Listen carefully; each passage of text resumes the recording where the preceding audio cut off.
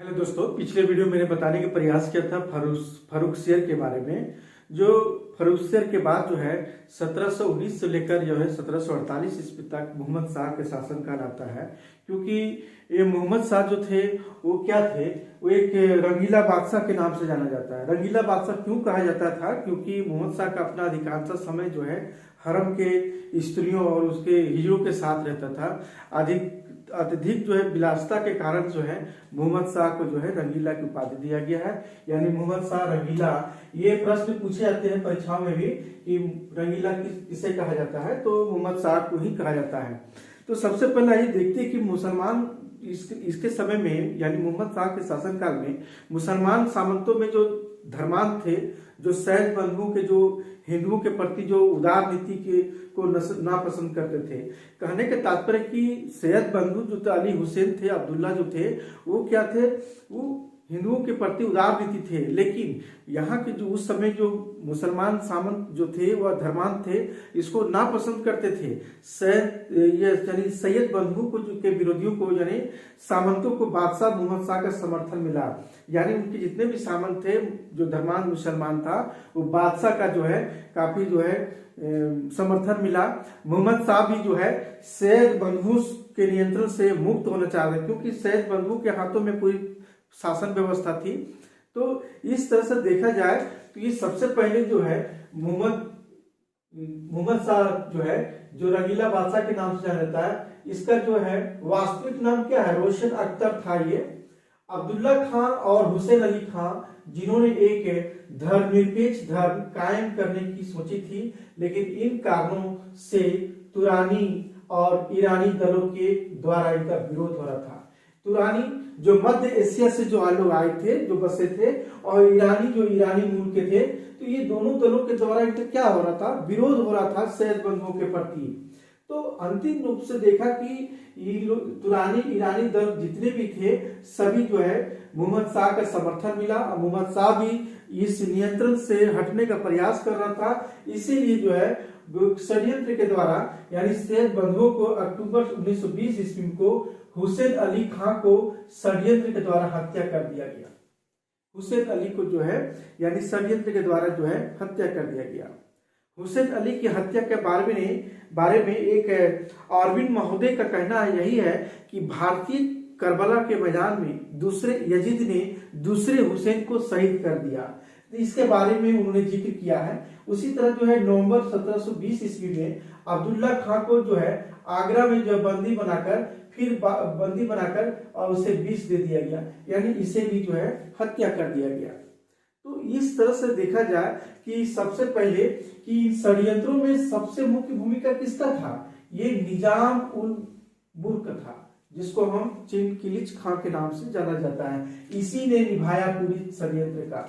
इन्हें जो है वजीर का पद दिया गया। इन्हें क्या है? वजीर का पद दिया गया निजाम उल मुल्क को। जिस षड्यंत्र में कामयाब होने के बाद इसे वजीर बनाया गया। लेकिन ये वजीर जो थे निजाम उल मुल्क, ये भी इन्होंने व्यवस्था में सुधार करने का बहुत प्रयास किया कि व्यवस्था में सुधार किया जाए, लेकिन यह भी सफल नहीं रहा।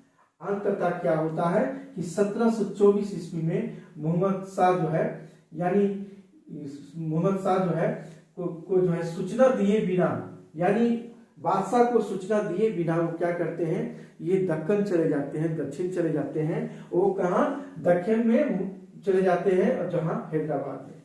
अब यहीं से देखा जाए कि क्योंकि तारीख हिंद के जो लेखक जो है, एक रुस्तम अली का कहना यही इसमें है कि मोहम्मद शाह अपने कर्तव्यों के प्रति काफी लापरवाह था। लेकिन वास्तविकता यही थी कि उसे मालूम नहीं था कि उसके कर्तव्य कोई और क्या कर्तव्य है, उसे क्या पूरा कर्तव्य पूरा करना है। उन्होंने जो है इसके बारे में कहा है। तो मुगल साम्राज्य का जो बिखराव जो हुआ यहीं से शुरू हुआ, यानी मोहम्मद शाह के समय से पूरी तरह से। क्योंकि इस समय दक्कन का गवर्नर कौन था? मुबारिज खां था।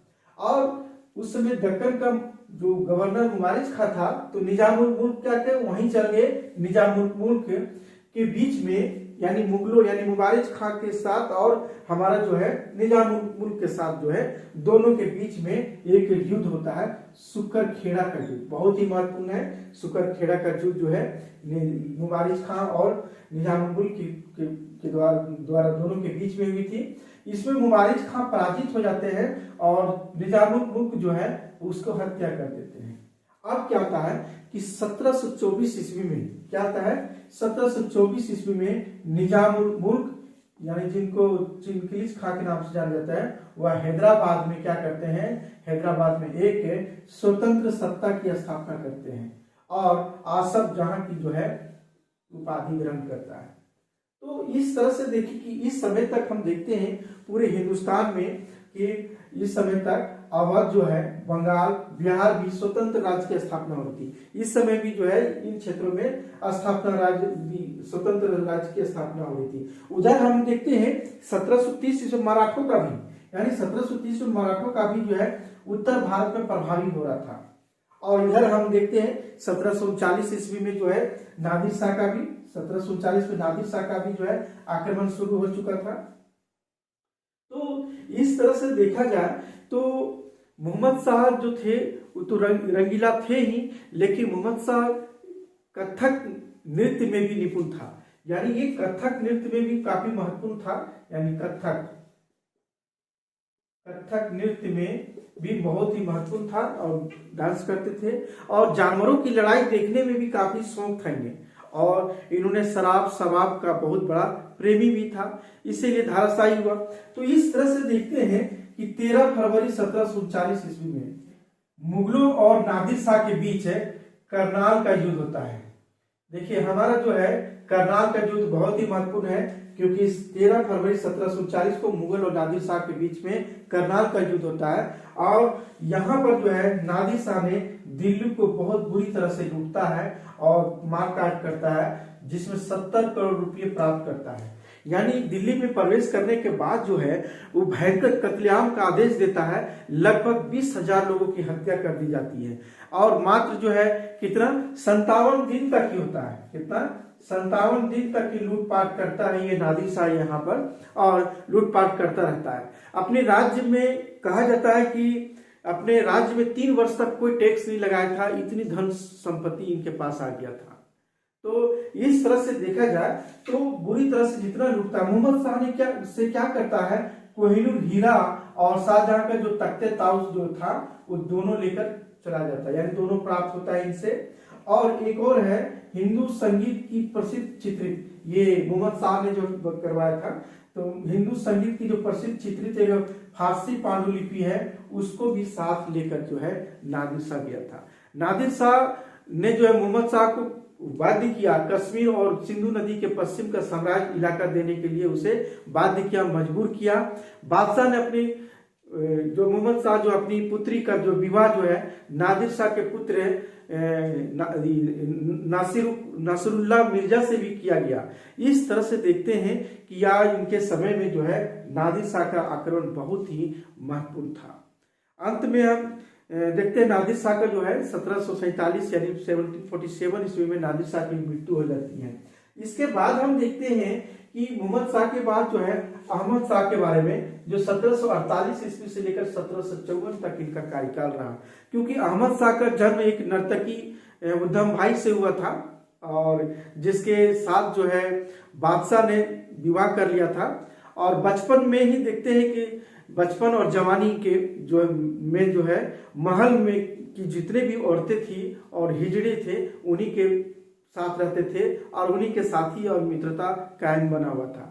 तो बादशाह बनने के बाद जो है ये क्या था कि बादशाह बनने के बाद जो पूरी तरह ये भी जो है शराब और शराब के नशे में डूब चुका था।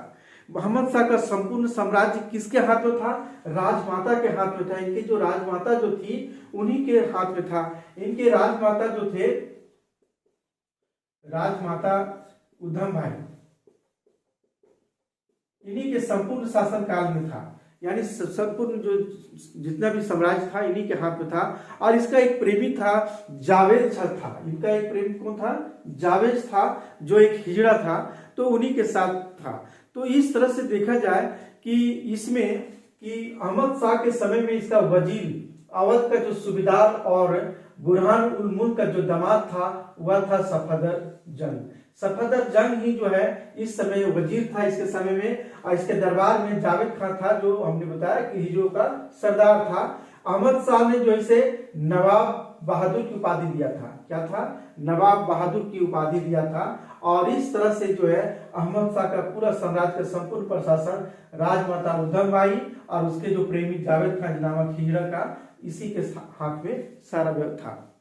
तो इस तरह से देखते हैं कि अहमद शाह का जो संपूर्ण साम्राज्य इनके हाथ में जो था, तो इसकी जो राजमाता है वह उधम भाई ने स्वयं बड़े बड़े जो उपाधि धारण किए हुए थे, जैसे किबला आलम की उपाधि धारण कर चुका था और 5000 का मनसब भी प्राप्त किया था। यहाँ तक कि राजमाता जो थी उनके भाई, राजमाता की जो भाई था मान खां, उन्हें भी मनसब 6000 का दिया था और साथ साथ उन्हें भी उपाधि मुतकाल उल दौला की उपाधि दिया था। और वो क्या थे? मान खां क्या थे? एक पेशेवर नर्तक था और आवारा था और घूमता रहता था, तो इस तरह से उन्हें भी दिया गया था। तो इस तरह से देखेंगे इस समय के दौरान जो है नवाब जो सफदर जंग साम्राज्य का तो वजीर था ही जावेद खां, यानी जावेद खां तथा तुरानियों द्वारा एक नियंत्रित दरबारी गुट जो था सफदर जंग से घृणा करता था, क्योंकि सफदर जंग क्या था? एक ईरानी था। तो वजीर और जावेद के बीच में, यानी जो हमारा जो ये सफदर जंग और जावेद के बीच में, जावेद खां के बीच में, क्योंकि हिजरा था, तो सफदर जंग वजीर और इनके साथ जो जावेद खां के दोनों के बीच में जो है भयंकर दुश्मनी था। तो वजीर ने जावेद की हत्या करवा दिया गया। जैसे राजमाता ने जो है क्या किया? सफदर जंग को 1753 ईस्वी को 1753 को जो है बर्खास्त कर दिया वजीर से। क्या किया? बर्खास्त कर दिया। किसको? सफदर जंग को हत्या कर दी, बर्खास्त कर दिया। तो बादशाह अहमद ने जो है बाद में एतमाउद्दौला को वजीर बनाता है, एतमाउद्दौला को वजीर बनाता है बादशाह। और इसके बाद क्या होता है कि इमादुल जो है मुल्क ने एतमाउद्दौला जो इसमें क्या करता है कि बादशाह अहमद ने एतमाउद्दौला को वजीर तो बनाता है, एक और मीर बख्शी बनाता है इमादुल मुल्क को। इमादुल मुल्क को जो है क्या बनाता है? मीर बख्शी। आप देखिए एतमाउद्दौला को वजीर बनाता है, एतमाउद्दौला को मीर बख्शी बनाता है, लेकिन फिर भी देखते हैं कि इस समय इमादुल मुल्क ने क्या करता है? वजीर को बर्खास्त कर देता है और बर्खास्त करके क्या करता है? मतलब कि स्वयं जो है वजीर बनता है। इमादुल मुल्क क्या करता है? स्वयं वजीर बन जाता है। और इस तरह से देखते हैं राजमाता क्या करते हैं? राजमाता को फिर क्या करते हैं? इमादुल मुल्क क्या करते हैं कि उसे जो है कैद कर लेता है। अब इमादुल मुल्क जो है बहुत ही शक्तिशाली होकर उभरता है और क्या करता है? राजमाता जो थी उन्हें जो है कैद कर लेता है और अहमद शाह को इतनी ताकतवर बन जाता है कि अहमद शाह जो है एतमादुल मुल्क जो है अहमद शाह को जो है, क्योंकि बादशाह था, उन्हें भी जो है कैद कर लेता है और अंधा करवाकर मार डालता है। अंत में देखते हैं अहमद शाह जो के जो 2 वर्षीय पुत्र है महमूद जो थे उन्हें पंजाब का गवर्नर बनाता है और एक और पुत्र 1 वर्ष के लगभग रहता है, उसे मोहम्मद अमीन को जो है उसका सहायक बनाता है। तो ऐसी प्रक्रिया थी इस समय कि इमादुल मुल्क इस समय बहुत ही पावरफुल हो चुका था। तो अहमद शाह के शासनकाल में हम देखते हैं कि 2 बार जो है हम देखते हैं अहमद शाह अब्दाली ने आक्रमण किया था 1749 में और 1752 ईस्वी में। ये अहमद शाह अब्दाली